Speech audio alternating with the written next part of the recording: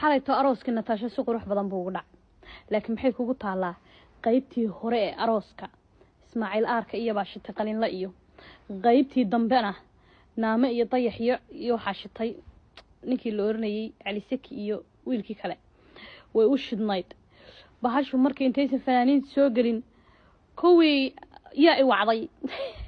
Allah Snapchat ka soo saar oo kaalay aroosyada idinkoo la idinka yeeran oo la idin soo casumin oo idin yeeran oo idin soo invite gareyn walaal maxaa sidka ka khasaariyay walaal adigana maxaa suud ka khasaariyay cilaanka iyo suudka iyo adduunyo iyo khaamta yaa idin wacday oo baas inna lillahi kuwa xalayto qacbaa ka yeedhay wala soo duubay wajiyadooda miyaanu garanaynaa malaha aan ma adigu waxa la markii dambe aroosku waaba la foodayayba saysan cidi u soo galin laakiin markii dambe ilaa dad yar oo kooban baa soo galay oo shitay iyo fanaaniintii wallahi xalay way shidnaayeen laakiin annaga xalay tolo maxaan la waalana ya baasha hadal cabdi sharaabka noocaas isbahayga oo fiican yahay energy bad geelaysa xalay to salma iyo qooqaag iyo jacaylow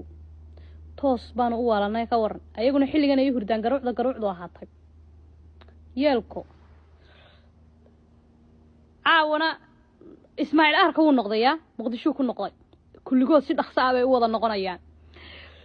wuxuu qooqoogu sheegay warbaa ka jira arrin baa jirta xooggan marna iska TikTok iska noqonaya xaraame futaana waa shay